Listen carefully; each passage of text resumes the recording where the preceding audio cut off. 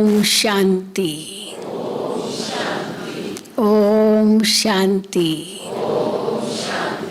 ओम शांति। दादी जानकी ने हमें 3 बार ओम शांति कहना सिखाया है। मैं कौन, मेरा कौन और मुझे क्या करना है। इन तीनों प्रश्नों में सारा ज्ञान का सार आ जाता है।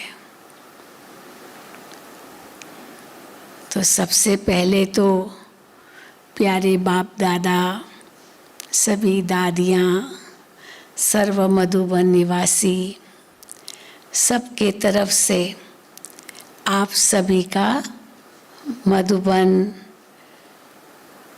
तपोभूमि, परिवर्तन भूमि, बाप दादा की कर्म भूमि पर बहुत बहुत स्वागत है, स्वागत है, स्वागत है। हाँ, जोर से ताली बजा सकते अपनी।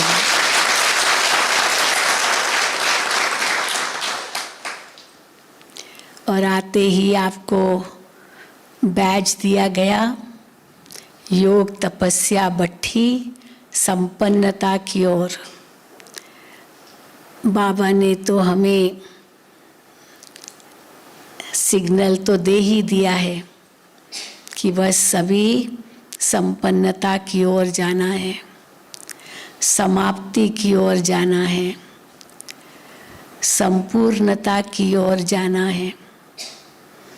तो संपूर्ण भी बनना है, संपन्न भी बनना है, क्योंकि समाप्ति करनी है। आज बाबा ने मुरली में सुनाया ना, कई भक्तजन समझते हैं भगवान किसी न किसी रूप में आएगा, और सन्यासी समझते हैं हम ही ज्योति में समा जाएंगे। और जब ब्रह्मा कुमारियों से पहले पूछते थे, हम कहते थे भगवान आया है, और अभी पूछते हैं वो कि भगवान आया है, तो हम कहते हैं भगवान तो जाने की भी तैयारी कर रहा है। हाँ? वापस जाना है घर। और बाबा हर मुरली में घर जाना है, नई दुनिया में आना है, ये हमेशा कहते ही रहते हैं।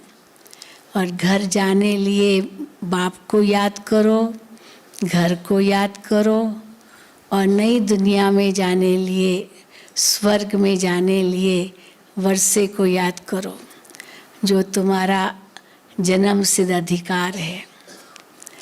तो बाबा हम बच्चों को योगी बनो, पवित्र बनो, ये विशेष वरदान देते हैं। शुरू से यही दिया, मुझे याद करो। हर मुरली में बाबा हमें ये ताकीद करते रहते हैं। तो योगी बनो, पवित्र बनो, क्योंकि इसी से ही आत्मा संपन्न संपूर्ण बनेगी और इस ड्रामा की समाप्ति की ओर जाएगी, और फिर नया ड्रामा, नया चक्र आरंभ करेंगे। लेकिन उसके लिए बहुत सारे गोल्स हैं। एक होता है पर्पस, उद्देश्य। मैनेजमेंट में इसे बताते किस उद्देश्य से आप ये कार्य कर रहे हो। और दूसरा होता है उस उद्देश्य तक पहुंचने के लिए छोटे छोटे गोल्स, छोटे छोटे लक्ष्य। 1 साल में इतना, 6 मास में इतना, 1 महीने में इतना, फिर 1 दिन में इतना, उस हिसाब से। तो छोटे छोटे लक्ष्य, जिन लक्ष्यों को पूरा करते करते करते हम अपने उद्देश्य तक पहुंचते हैं। तो बाबा ने उद्देश्य तो बहुत ऊंचा दिया है। अभी हम संगम युगी ब्राह्मण हैं, फिर फरिश्ता बनना है, घर जाना है और नई दुनिया में आना है। ये हमारा उद्देश्य है। लेकिन फरिश्ता बनने के लिए, घर जाने के लिए नई दुनिया में आने के लिए क्या क्या करना है वो बाबा हर मुरली में हमें समझाते हैं। तो इसलिए पहले तो हम संगम पर बाबा के बच्चे बने, ब्राह्मण बने। जैसे बाबा को पहचाना, निश्चय किया कि हाँ यही परमात्मा है, यहाँ ही हमें परमात्मा की पहचान मिलती है, उनसे ही हमें यहाँ ही सत्य ज्ञान मिलता है और हमें यहाँ इतना ऊंचा लक्ष्य मिला है। तो उस ज्ञान को हम समझते हैं, उसमें निश्चय रखते हैं। ये ईश्वरीय पढ़ाई है, हम गॉडली स्टूडेंट हैं।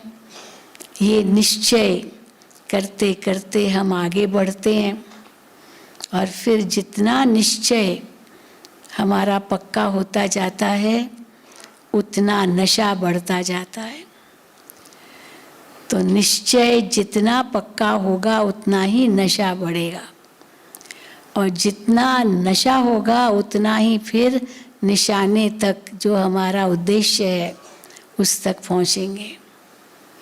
लेकिन उसके लिए बाबा हमें कई कदम बताते हैं। ब्राह्मण तो बन गए, हम सब इस निश्चय से और नशे से कहते हैं कि हम शिववंशी ब्रह्मा कुमार, ब्रह्मा कुमारी है, ब्रह्मा की मुख वंशावली है। ये है ना निश्चय सबको, तभी तो यहाँ आए हैं। तो हम सब शिववंशी ब्रह्मा कुमार, ब्रह्मा कुमारी है, ब्रह्मा की मुख संतान है। हमको भगवान ने ब्रह्मा द्वारा अपना बनाया है, दत्तक बनाया है, अडॉप्ट किया है, गोद लिया है। तो ये पहले हमको निश्चय होना चाहिए। जब ये निश्चय हमारा पक्का हो जाता है तो फिर जो हमें श्रीमत मिलती है उस श्रीमत का हम पालन करना शुरू कर देते हैं, क्योंकि हमें ये भी निश्चय है कि हमने भगवान का हाथ पकड़ा है। हमने पकड़ा है या उसने पकड़ा है हमारा हाथ? किसने पहले पकड़ा? बाबा ने पकड़ा। हम तो ढूंढ ही रहे थे, हमें तो मिला ही नहीं, और एक दिन अनायास हमें मिल गया, क्योंकि हम यही कहेंगे उसने पकड़ा। कई बार हम छूटने की कोशिश भी करते थे लेकिन बाबा ने छोड़ा नहीं। ऐसे भी होता है। कई अपना अनुभव सुनाते थे कि हम सोचते थे नहीं नहीं नहीं हमको नहीं चलना है, लेकिन सवेरे सवेरे बाबा 4 बजे उठा देता है। पता नहीं क्यों, मैं उठना भी नहीं चाहता हूँ लेकिन उठा देता है, फिर तो नींद ही नहीं आती है। और फिर बाबा कहता है बैठो योग में बैठो। हाँ, तो बाबा ही हमको चलाता था, तो हम ना करें बाबा पकड़े। ऐसे भी कईयों के अनुभव है। तो इसीलिए बाबा ने हमें अपना बनाया। बाबा ने कहा तुम वही कल्प पहले वाले बच्चे हो, और हम बच्चों ने भी कहा हाँ बाबा आप वही कल्प पहले वाले बाप हो। तो जब ये निश्चय बैठा और उसका नशा चढ़ने लगा, क्योंकि बाबा हमेशा कहते बाप माना वर्षा, लौकिक में भी बाप माना वर्षा। अगर किसी कोई धनवान है लेकिन उसको बच्चे नहीं है, बच्चा नहीं है, तो भी कितना दुख होता है, मेरे पास इतना धन है मैं किसको दूं, वारिस ही नहीं है। तो बच्चा नहीं है पर धन है तो भी दुख होता है, और बच्चे हैं और वर्षा देने लिए कुछ नहीं है तो भी दुख होता है कि मैं बच्चों को क्या दूं। तो इसीलिए यहाँ तो बाप भी है, बच्चे भी इतने हैं, और वर्षा तो कितना है अथाह, जितना ले सको ले लो, झोली भर लो, अनगिनत है, सागर भरा पड़ा है। इसलिए बाबा कहते अधिकारी तो हो लेकिन नंबरवार पुरुषार्थ अनुसार प्राप्ति है। वहाँ तो लड़ झगड़ के भी ले लेंगे, कोर्ट में केस करके भी ले लेंगे। यहाँ ऐसे करेंगे क्या? या तो नंबरवार पुरुषार्थ अनुसार, जैसा जैसा जिसका पुरुषार्थ उसी अनुसार प्राप्ति। तो प्राप्ति तो अथाह है, परंतु उस अनुसार हमारा पुरुषार्थ कितना है वो हमें देखना है। बाबा ने आते ही हमें सद्बुद्धि दी। कहेंगे बुद्धि की एक सुंदर सौगात दी। बुद्धि तो थी लेकिन सद्बुद्धि नहीं थी। सद्बुद्धि कैसे बनती है? जब ज्ञान बुद्धि में बैठता है। तो भक्ति में भी ऐसे ही कहते हैं ना, बच्चा अगर आज्ञाकारी नहीं है, लायक नहीं है, तो भगवान को क्या कहते हैं? भगवान इनको सद्बुद्धि दो, है ना। सद्बुद्धि किससे मांगते हैं? भगवान से मांगते हैं। तो बाबा ने तो आकर के सबसे पहले सद्बुद्धि दी। कैसे सद्बुद्धि मिली? ज्ञान दिया, अपनी पहचान दी, हमारी पहचान दी, कर्मों का ज्ञान दिया, चक्र का ज्ञान दिया, घर का ज्ञान दिया। पहले ज्ञान दिया और उस ज्ञान में इतना प्रेम समाया हुआ था जो हमने सहज उस ज्ञान को स्वीकार कर लिया। और जब ज्ञान और प्रेम, स्नेह दोनों प्राप्त हुआ तो और आत्मा में ऑटोमेटिकली शक्ति आने लगी। और उसको ही बाबा कहते हैं, मैं तुम बच्चों पर खजाना लुटाता हूँ। कौन से खजाने संगम युग पर बाबा हमें देते हैं? ज्ञान का खजाना, गुणों का खजाना, शक्तियों का खजाना। ये हमारा खजाना है और यही सच्चा खजाना है, यही काम आने वाला खजाना है, यही सर्व प्राप्तियां हैं। और अगर ये तीनों खजाने हमारे पास भरपूर है तो जो स्थूल खजाने हैं वो अपने आप आएंगे। वो तो परछाई की तरह है, कहाँ जाएंगे? जहाँ रोशनी है वहाँ तो परछाई पीछे से है ही है। लेकिन शर्त ये है कि हम रोशनी की तरफ जाएं, तब परछाई हमारे पीछे आएगी। परंतु हम अगर परछाई की तरफ जाएंगे तो रोशनी हमसे दूर होती जाएगी और परछाई भी लंबी लंबी होती जाएगी। इसीलिए कहा जाता है, दुविधा में दोनों गए, माया मिली न राम। उस प्रभु को भी हम पीछे छोड़ देते हैं और माया के पीछे। मनुष्य तो धन को ही माया कहते हैं। वो परछाई को पकड़ने की कोशिश करते हैं, लेकिन न परछाई हाथ आती है न प्रभु मिलता है। दोनों से परे हो जाते हैं, क्योंकि इच्छाओं का तो कोई अंत है ही नहीं। इच्छाओं का कोई अंत नहीं है, जैसे परछाई का कोई अंत नहीं है।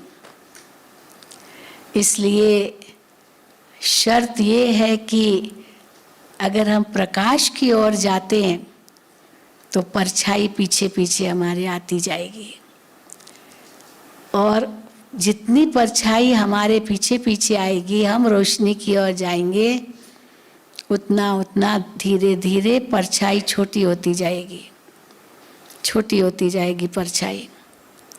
और जैसे रोशनी तक पहुँचे परछाई लुप्त, खत्म, वो उसमें समा जाएगी।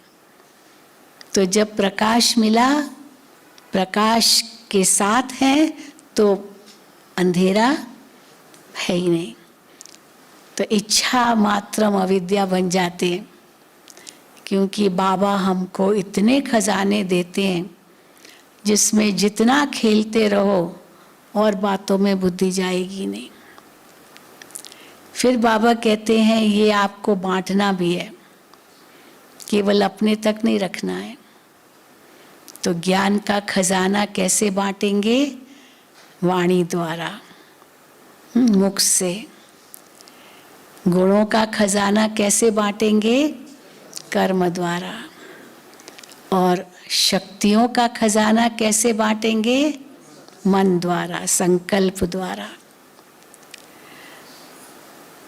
तो ज्ञान, गुण और शक्तियां, ये तीनों ही हम मनसा वाचा कर्मणा बांट सकते हैं एक साथ, जो आज बाबा ने वरदान में कहा। तब बाबा कहते हैं लास्ट सो फास्ट जा सकते हैं। हमारा एक श्वास भी व्यर्थ न जाए, एक संकल्प भी व्यर्थ न जाए, एक घड़ी भी व्यर्थ न जाए।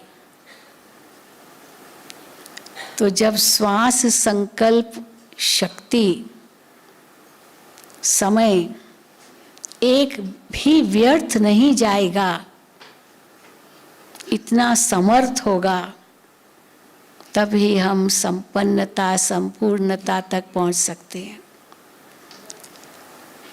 तो क्या करना होगा? तीनों एक साथ करना है, जो आज का वरदान था। तो मनसा में तो हम बाबा कहते योगदान दो। मनसा में योगदान, मनसा से योगदान कैसे देंगे? जब हमारी मनसा इतनी ऊंची होगी, जिस मनसा में केवल शुद्ध संकल्प होंगे, क्योंकि जहाँ शुद्ध संकल्प है, वो संकल्प ही शुभ संकल्प भी बन जाते, जिसको बाबा कहते हैं शुभ भावना, शुभ कामना,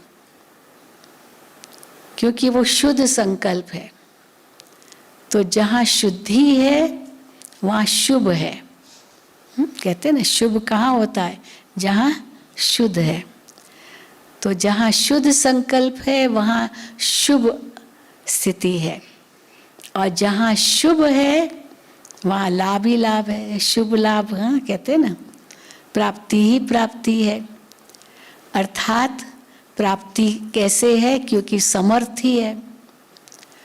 तो शुद्धि से शुभ आता है, और शुभ से समर्थी आती है, और समर्थी से सर्व प्राप्ति आती है, जिसको बाबा कहते हैं विजय तुम्हारा जन्म सिद्ध अधिकार है।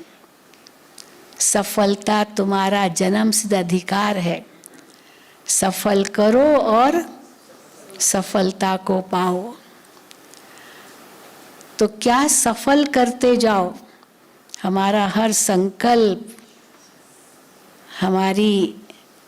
हमारा हर बोल, हमारा हर कर्म सफल हो। तो उसके लिए मनसा इतना ही शक्तिशाली चाहिए, शुद्ध चाहिए, शुभ चाहिए, समर्थ चाहिए। और जैसे हम इस पर ध्यान देते हैं, तो ऑटोमेटिकली वाणी भी हमारी कैसी निकलेगी? वो भी शुद्ध निकलेगी, शुभ निकलेगी। वाणी का भी आधार तो हमारी सोच है ना। आप जैसे ही सोचेंगे वैसे ही मुख से शब्द निकलेंगे। ये हो नहीं सकता है कि मुख से कुछ और निकले और सोचे कुछ और। कई है होशियार बहुत, सोचेंगे कि ये तो मर जाए अच्छा, हाँ, और पर बोलेंगे नहीं नहीं नहीं, आप आए, बहुत अच्छा किया, आप तो कितने अच्छे, मतलब उनकी महिमा करें। चलो उस समय लगता है मुख से तो महिमा कर ली, अंदर में तो हम बुरा सोचते हैं। लेकिन धीरे धीरे ज़्यादा बुरा सोचेंगे तो वो वाणी वैसी नहीं रहेगी, हाँ, पॉजिटिव, वो नेगेटिव तो निकल ही आएगा, क्योंकि वाइब्रेशन तो पहुँचेंगे ना। तो पता चलेगा कि ये भले बोल रहा है लेकिन अंदर साफ नहीं है। तो हमारी सोच जैसी होगी वैसे ही वाणी निकलेगी, और वैसे ही वास्तव में कर्म होंगे। अगर वैसे ही कर्म नहीं है तो फिर उस व्यक्ति पर भरोसा ही नहीं किया जा सकता है। कोई कहे मैं ये करूँगा परंतु करता है नहीं, तो क्या विश्वास रखेंगे उस पर? ये तो खाली कहता है। तो विश्वास तो उस पर रखा जाएगा जो कहता है वो करता भी है।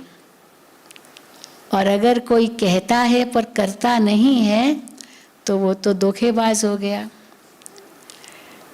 तो इसीलिए जो मुख से निकलता है वो भी शुभ तब निकलेगा जब मनसा इतनी शुद्ध और शुभ होगी। तो उस मुख से ज्ञान ही निकलेगा। वाणी हमारी इतनी ऊंची होगी जो वरदान बन जाएगा। शास्त्रों में बताते ना, जो ऋषि मुनि थे अगर उनको गुस्सा आया तो श्राप भी दे देते थे, क्योंकि शक्ति तो भरी हुई थी लेकिन वो नेगेटिव शक्ति भी थी। तो जो मुख से निकलता था या तो वरदान या तो श्राप, क्योंकि उस श्राप में भी तो शक्ति तो होती है। तो इसीलिए हमारा एक एक शब्द वरदान बन जाए, उस जिसके प्रति वो शब्द उच्चारण करते हैं उसका जीवन बन जाए। पर उसके लिए मनसा इतनी साफ शुद्ध होनी चाहिए। तो मनसा से योगदान अर्थात शुद्ध संकल्प, वाचा से ज्ञान दान अर्थात हमारे बोल वरदान बन जाए। मैं जैसे बता रही थी बहन जी, ये बाबा का हमको वरदान मिला था। हम नागार्जुना फर्टिलाइजर्स में प्रोग्राम करने गए थे, तब वहाँ सेंटर नहीं था हैदराबाद में। तो उनके जो मैनेजिंग डायरेक्टर थे उन्होंने बुलाया था माउंट आबू से, उनके एग्जीक्यूटिव्स के का मेडिटेशन कोर्स कराने। तो हम गए थे, बहुत अच्छा लगा। फिर वापस आए तो उसके बाद वहाँ सेंटर खुला और इस जो भी वहाँ उनकी कंपनी में थे वो ज्ञान सुनने लगे, उनको बहुत अच्छा लगा और आगे बढ़े। फिर वो मधुबन में आए और अव्यक्त बाप दादा से मिले। तो इंग्लिश बोलते थे क्योंकि आंध्रा के लोग थे, हैदराबाद पर तेलुगु, तो इंग्लिश बोलते थे और बाबा की वाणी में उनको ट्रांसलेशन कर रही थी। जो बाबा सुना रहे थे उनको वरदान दे रहे थे, इंडिविजुअल एक एक से बाबा मिलते थे उस समय। तो ट्रांसलेशन करती जा रही थी और फिर लास्ट में मेरा टर्न आया। तो मुझे लगा कि बाबा तो हमको बस टोली दे देंगे, दृष्टि टोली, और चलो एक कुछ वरदान दे देंगे। तो मैं भी ऐसे बाबा के सामने गई और बाबा ने हाथ में टोली पकड़ाई और बहुत प्यार से दृष्टि दी। और उसी समय बाबा ने ये महावाक्य उच्चारे कि ज्ञान की वीणा बजाने वाली सरस्वती आपकी ज़ुबान पर है।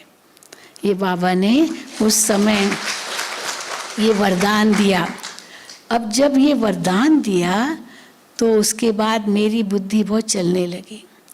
मैंने कहा बाबा ने इतना ऊंचा वरदान दिया है, इसके कुछ कई राज होंगे। पहला राज क्या हो सकता है कि बाबा को मुझसे कुछ काम कराना है। अभी क्या काम कराना है, मैं सेवा तो कर ही रही हूँ, तो क्या विशेष कराना है जो बाबा ने इतना ऊंचा वरदान दे दिया। फिर दूसरा संकल्प चला कि अगर बाबा ने कहा है कि इस आपकी ज़ुबान पर सरस्वती का वास है, तो इस मुख से कभी भी कोई उल्टा शब्द, कोई बुरा शब्द, कोई अपशब्द जो ज्ञान के विरुद्ध शब्द हो वो कभी निकलना नहीं चाहिए, नहीं तो सरस्वती का अपमान होगा। इस प्रकार से सोच चला।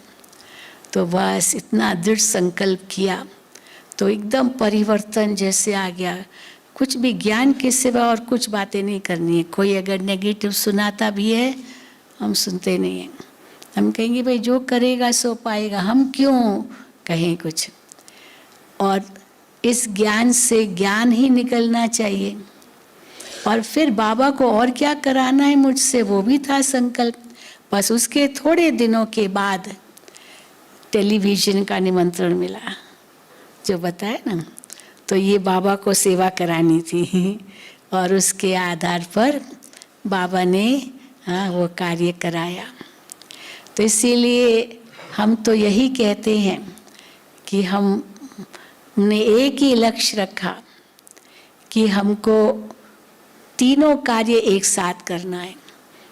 ज्ञान, गुण और शक्तियाँ जो बाबा खजाना देते हैं, ये तीनों एक साथ हमें बांटना है। तो कर्म पर भी पूरा ध्यान देना है। हमारे द्वारा ऐसा कोई कर्म न हो जिससे किसी के कोई व्यर्थ संकल्प चले, या कोई ऐसा कर्म न हो जिससे किसी को लगे कि हाँ ये तो ऐसे ही है।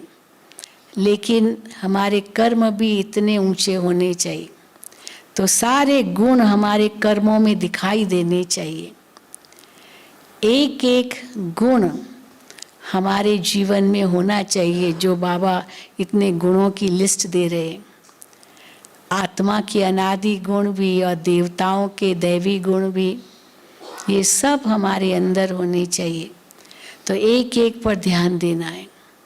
हमारे कर्म कैसे हैं, और कर्म कैसे माना, हमारी कर्म इंद्रियां कैसे कर्म कर रही है। आँखों से मैं कैसे देख रही हूँ, मुख से क्या बोल रही हूँ, कानों से क्या सुन रही हूँ, ये हाथ कैसे कार्य कर रहे हैं। हाँ, ये हाथ तो वरदानी हाथ है, इससे वरदानी देना है। देवियों को दिखाते ना वरदानी हाथ, और दाता का हाथ, लक्ष्मी का हाथ कैसे दिखाते हैं, ऐसे।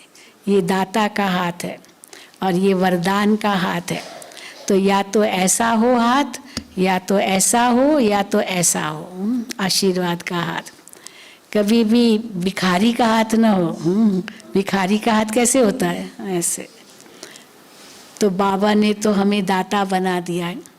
कभी भी कहीं आँख न डूबे, क्योंकि वो भी भिखारी का हाथ हो जाएगा। आँख डूबना माना ये चाहिए, तो भिखारी का हाथ हो गया ना, चाहिए माना भिखारी बन गए। कभी भी ये हाथ किसी को दुख न दे। इन्हें तो हाथ ये किसी को थप्पड़ भी मार सकता है, तो किसको थप्पड़ भी मार सकता है और किसको आशीर्वाद भी दे सकता है। तो कैसा हाथ होना चाहिए, हाँ? थप्पड़ तो मार सकते ना। तो ये एक एक हमारा अंग कमल समान बने, तो तीनों ही कार्य एक साथ हो, तब हमारी सेवा में सफलता होगी। जो आज का वरदान था, सिद्धि मिलेगी। तो सिद्धि स्वरूप बनने के लिए मनसा वाचा कर्मणा तीनों एक साथ कार्य करें। अगर मनसा कुछ और है, वाचा कुछ और है, कर्मणा कुछ और है, तो अंदर ही अंदर स्ट्रगल होगा, अंदर ही अंदर बेचैनी होगी, क्योंकि अंतरात्मा की विरुद्ध है ये। मन वचन कर्म हमारा श्रेष्ठ हो, उसके लिए मन बुद्धि संस्कार भी पैरेलल चले। मन बुद्धि संस्कार भी पैरेलल चले, माना साथ साथ चले। ऐसे नहीं मन में कुछ और संकल्प आ रहे हैं और बुद्धि तो कुछ और निर्णय दे रही है, क्योंकि बुद्धि तो सद्बुद्धि बन गई है, पर मन तो अभी तक चंचल है, वो बुद्धि का कहना न माने। और कर्म तो बिल्कुल ही उल्टे, तो कर्म इंद्रियां मालिक बन जाए, कर्म इंद्रियां मन को चलाए और मन बुद्धि को दमन करे, दबाए। फिर कहते ना मन खाता है। मन क्यों खाता है, माना वास्तव में मन खाने की बात नहीं है, पर बुद्धि को दबाया जाता है। वो सद्बुद्धि को कार्य करने नहीं देता है मन, और मन इंद्रियों के वश हो जाता है। ऐसे होता है ना। हाँ, मिसाल देती हूँ, हम मिसाल देते हैं ना कि भाई किसको डायबिटीज़ है, अब वहाँ गुलाब जामुन, रसगुल्ला हाँ इतने सारे मीठे व्यंजन रखे हुए हैं, मुख में तो पानी आ रहा है, और डॉक्टर ने कहा तुमको मीठा नहीं खाना है। लेकिन हाँ, बुद्धि कहती है मीठा नहीं खाना है, लेकिन ये जुबान में तो पानी आ रहा है हाँ, तो वो इंद्री, ये जीभ की इंद्री कहेगी अरे खा लो ना, कुछ नहीं होता है, थोड़ा खाने से क्या होता है, तो दवाई और ले लेना हाँ। तो इंद्रियां मन को चंचल बनाएगी, मन को विचलित करेगी, और फिर बुद्धि मन को समझाएगी बिल्कुल नहीं, बिल्कुल नहीं, तो बुद्धि को दबा देगा, तुमको क्या मालूम, कुछ नहीं होता है कुछ नहीं होता है। फिर संस्कार भी तो वे तो है ही है, अभी तो ज़ुबान कहाँ कंट्रोल में है, तो इसीलिए उल्टी गाड़ी चलती है। होना क्या चाहिए, कहते हैं ना, सोच समझ कर कर्म करो, ये सीधी गाड़ी है। पहले तो मन में संकल्प उठेंगे कि सोच चलेगा, फिर बुद्धि निर्णय देती है, ये सही है गलत है, क्या करना है क्या नहीं करना है, जिसको बाबा कहते त्रिकालदर्शी होकर के कुछ भी सोचो बोलो और करो। त्रिकालदर्शी तो बुद्धि तो सद्बुद्धि मिली, ज्ञान तो है मेरे पास, तो बुद्धि सद्बुद्धि के रूप में मन को समझाती है। और फिर तीसरा है कर्म करो। हाँ, सोच समझ कर कर्म करो। तो सोचने का काम मन का, समझने का काम बुद्धि का। तो बुद्धि समझती है, दूरांदेशी है ना, तीनों कालों को पहचानती है कि किस कर्म से क्या फल मिलेगा, क्या नतीजा होगा, और फिर कर्म करो। वो कर्म तीसरी स्टेज है। लेकिन क्या होता है जब इंद्रियों के वश है, मन इंद्रियों का गुलाम है, तो सीधा उल्टी गाड़ी चलती है। एक्स टेम्पो कहते हैं ना, कर्म कर लिया, गुस्सा कर लिया, थप्पड़ मार दी, तो कर्म पहले हो जाता है बिना सोचे समझे कि इसका परिणाम क्या होगा। और कर्म करने के बाद समझ आती है ये गलत किया, कि बुद्धि तो भगवान ने दे दी है सद्बुद्धि, तो बुद्धि फिर कहती है ये गलत हुआ। फिर मन कहता है अब क्या करें, अब क्या करें। तो पहले कर्म हो गया, फिर बुद्धि ने काम किया, और फिर मन कहता अब क्या करें। तो इसीलिए हमेशा पहले सोचो, फिर समझो, फिर करो। वैसे भी कहते हैं ना, पहले तोलो फिर बोलो। बोलने से पहले क्या करो, तोलो। तो कैसे तोलना, माना क्या, तो निर्णय लेना, निर्णय शक्ति वो दिखाते ना, तराजू दिखाते हैं, तो निर्णय शक्ति तराजू के रूप में है, इसलिए तराजू निर्णय करता है। और तराजू माना निष्पक्ष निर्णय। आप कचहरी में जाएंगे ना, कोर्ट में जाते हैं, वहाँ पर न्याय की देवी दिखाते हैं, उसकी आंखों पर पट्टी बंधी हुई है और उसके हाथ में तराजू है। तो न्याय की देवी है वो, आंखों पर पट्टी माना पक्षपात रहित, बिना पक्षपात के, अंदर में कोई स्वार्थ न हो, क्योंकि स्वार्थ होगा तो पक्षपात जरूर होगा। इनसे मुझे मिलता है कुछ, तो इसीलिए इनको जिताना है ना, ये पक्षपात हो गया। तो इसीलिए बुद्धि न्याय की देवी है। उसके लिए मन कांटा जो है वो एकाग्र हो शिव बाबा की तरफ, शिव बाबा की याद न भूले। और फिर डंडी संतुलित हो। संतुलित माना पक्षपात रहित, न्यायकारी। और पलड़े वजन देते हैं, तो वजन देना माना मूल्यों को वजन देना।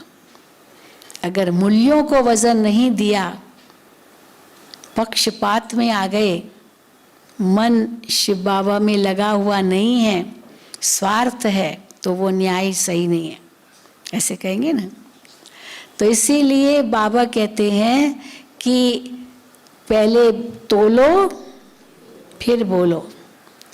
और फिर बाबा ने तो हमें बहुत अच्छी युक्ति बताई है, सबको इतना कुछ सहज कर दिया। बाबा कई बार कहते हैं आप ब्रह्मा बाबा को फॉलो करो, फॉलो फादर। बाबा इतनी बार हमें कहते हैं, हर मुरली में कहते, उस दिन भी कहा अव्यक्त मुरली में, फॉलो फादर।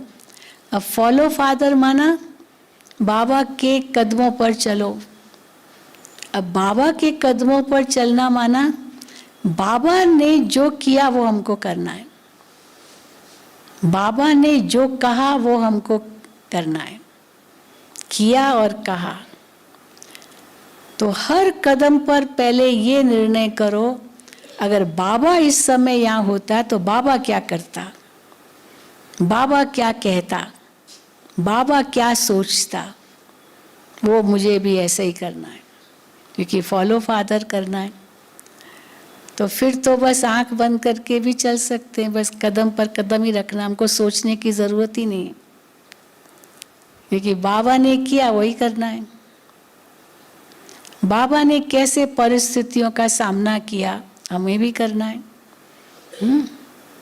बाबा कई बार कहते हैं अपनी हमजिन्स की सेवा करो, उस दिन भी कहा हमजिन्स की सेवा करो। तो बाबा के आगे कई बूढ़े आते थे, बुजुर्ग आते थे, बाबा भी तो बुजुर्ग थे।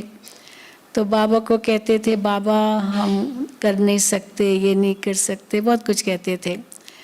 तो बाबा कहते थे ये बूढ़ा बाबा कर सकता है, तुम नहीं कर सकते हो। ये बूढ़ा बाबा 90 साल का ये कर सकता है, तुम नहीं कर सकते हो। तो फिर कभी भी ऐसे नहीं कहो मैं कैसे करूं, इनको देखो। कभी जवान आते थे, बाबा को कहते थे बाबा कैसे करे, बाबा कहते मम्मा को देखो ये जवान ये कर सकती थी, आप नहीं कर सकते हो। तो बाबा जब कहते हैं हम जिन्स की सेवा करो, अपनी जैसे माताएं माताओं की सेवा करे, बुजुर्ग बुजुर्गों की सेवा करे, बच्चे बच्चों की सेवा करे। तो ये सेवा करना माना अपने जैसा बनाना। फिर बाबा कहते आप समान भी नहीं, ये नहीं अपने में फंसाना है, बाबा की ओर। अगर कोई महिमा करे तो उनको क्या कहो ये किसने कला दी, बाबा ने दी, हमारे पास क्या थी ये कला। ज्ञान में आने से पहले थोड़ी मुझे ये सब मालूम था, ये तो बाबा ने दिया। तो कभी भी महिमा स्वीकार मत करो, कभी मत स्वीकार करो, क्योंकि महिमा है किसकी, शिव बाबा की। क्योंकि अगर महिमा स्वीकार की ना तो फिर ग्लानि भी स्वीकार करनी पड़ेगी, क्योंकि सर्वगुण संपन्न तो बने नहीं है ना, बन गए संपूर्ण तो बने नहीं है, अभी तक त्रुटियां तो है ना, क्यों नहीं है। इसीलिए महिमा भी स्वीकार नहीं करो। अगर कोई करे तो उनको कहो ये तो सब बाबा का दिया हुआ है, क्योंकि बाबा का दिया हुआ है कहा तो आप उस महिमा में फंसेंगे नहीं। तो फिर कोई ग्लानि भी करेगा ना तो भी आपको दुख नहीं होगा, आप कहेंगे ठीक है ये उनकी जैसी सोच है, पर बाबा ने तो हमें स्वमान कितना दिया है, तो हम उस बाबा के दिए हुए स्वमान के आधार पर चलेंगे। इसकी सोच अपनी है, ये जो सोचता है ठीक है, ये इनके लिए होगा इनकी दृष्टि में, परंतु बाबा मुझे किस नज़र से देखते हैं, तो वो नशा भी रहे, खुमारी भी रहे, लेकिन साथ साथ उसकी देन है। तो न महिमा में हम फूल जाएंगे और न ग्लानि में हम निराश हो जाएंगे, दोनों से न्यारे रहेंगे, क्योंकि बाबा को आगे रखते हैं। और ब्रह्मा बाबा को अगर आगे रखो तो फिर कुछ सोचने की ज़रूरत ही नहीं है।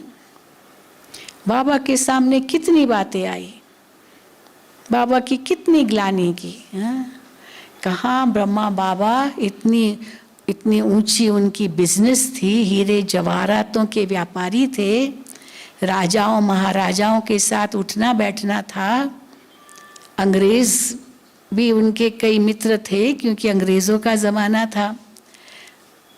इतना उनका ठाठ था उस समय, और जैसे शिव बाबा की प्रवेशता हुई कितनी ग्लानि हुई। ये दादा को 108 रानियाँ चाहिए, 16,108 रानियाँ चाहिए, ये अपने आप को कृष्ण कहता है। फिर शिव बाबा ने कहा पवित्र बनो, योगी बनो, तो कहा ये दादा ये बूढ़ा आदमी, इसको तो अभी तो दुनिया देख ली, इसको क्या है, पर छोटी छोटी जवान बच्चियों को क्यों कह रहा है पवित्र बनो, इन्होंने दुनिया कहाँ देखी है। तो बाबा कहते हैं मैंने तो कहा ही नहीं है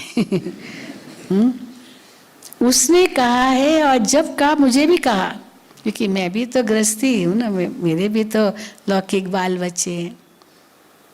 तो जो उसने कहा वो मैंने किया। बाबा ने, शिव बाबा ने कहा परिवार में भी रहना है लेकिन मेरा होकर चलना है। तो परिवार को छोड़ा थोड़े, सब साथ में थे बाबा के। लेकिन आते गए बाबा को पनाह देनी पड़ी, उनको शरणागत होते गए वो। तो इसीलिए बाबा ने कितनी ग्लानि सहन की।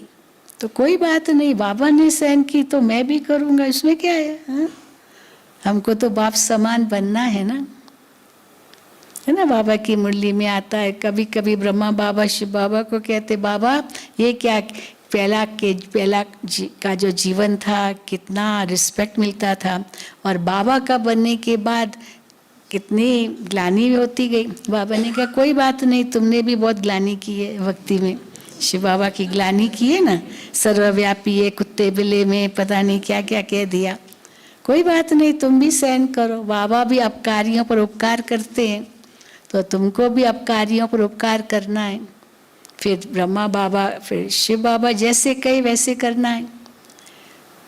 तो ब्रह्मा बाबा ने श्रीमत का पालन 100% किया जो शिव बाबा ने कहा। ब्रह्मा बाबा के आगे कोई और आदर्श नहीं था, बस शिव बाबा के महावाक्य ही थे। दादियों के आगे ब्रह्मा बाबा थे, पर ब्रह्मा बाबा के आगे कौन था? जिनको देखकर बाबा ने फॉलो किया, बस जो श्रीमत मिली। दादियां बाबा को देखती थी और बाबा ने जो किया दादियों ने किया। अभी हम दादियों को देखते हैं हमने दादियों को देखा। सचमुच जब तक ब्रह्मा बाबा थे तब तक दादियां भी यही समझती थी हम तो बाबा के बच्चे ही हैं, तो बच्चियां बन करके ही चली। और जब बाबा अव्यक्त हुए तो जिम्मेदारी आ गई दादियों पर, और कैसे दादियां एकदम ऊंची बन गई। अव्यक्त बाबा ने दादियों को कैसे गढ़ा, बिल्कुल वो स्थिति बनाई दादियों की। अभी आपको भाषणा देनी है, भाषण करने वाले दूसरे हैं। नहीं तो यही दादियां भाषण करती थी ना पहले, फोटोज देखे होंगे ना, कितनी सब दादियां हैं ना, ये सब भाषण करने वाले।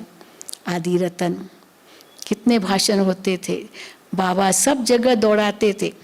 प्रकाश मणि दादी अपना अनुभव सुनाती है, कैसे बाबा हमको एक दिन भी मधुबन में नहीं रखते थे। समझो पार्टी लेकर के आई या कहीं से भी आई, बाबा कहेंगे अभी अगली ट्रेन से यहाँ जाओ। बाबा मैं तो आज ही तो आई हूँ, थोड़ा रह के जाओ। नहीं जाना है, तो दौड़ाते थे बाबा हमको। दादी जान की अपना अनुभव सर एक थैली लेकर के निकल पड़ती थी। इतना त्याग, इतनी तपस्या थी उनकी। हम लोगों की तो कुछ भी नहीं है उसकी भेंट में, पर उनकी तपस्या से ये ईश्वरीय विश्वविद्यालय आज इतना मजबूत स्ट्रॉन्ग बन गया है। जो बाबा ने नींव रखी और जड़ें मजबूत की इस ईश्वरीय विश्वविद्यालय की। तो इसीलिए हमको बाबा ने जो इतना ऊंचा लक्ष्य दिया है, संपन्न बनना है, संपूर्ण बनना है, तब फरिश्ता बनेंगे। तो कई पूछते हैं संपन्न और संपूर्ण में अंतर क्या है? तो देवताओं की महिमा में आता है सर्व गुण संपन्न और 16 कला संपूर्ण। सर्व गुण संपूर्ण नहीं कहा, सर्व गुण संपन्न। संपन्न माना फुल, संपूर्ण माना कंप्लीट। अभी ये दो इंग्लिश शब्द है। हम चंद्रमा का मिसाल दे सकते हैं, पूर्णमासी। आज शायद पूर्णमासी है, आज है क्या? किसने कहा आज? हाँ आज पूर्णमासी है, पता नहीं। तो पूर्णमासी पर क्या होता है? हाँ, चंद्रमा संपन्न भी होता है। संपन्न माना प्रकाश में संपन्न, फुल। जितना चंद्रमा का प्रकाश है उसमें भरपूर होता है, फुल होता है, पूरा होता है। और शरद पूर्णिमा तो हाँ एकदम कितना प्रकाश होता है। तो प्रकाश में संपन्न और आकार में संपूर्ण। नहीं तो आकार बदलता रहता है चंद्रमा का। 16वें दिन अमावस्या से गिनती करो तो 16वें दिन जा कर के संपूर्ण बनता है। तब तक धीरे धीरे बढ़ता है, फिर धीरे धीरे घटता है।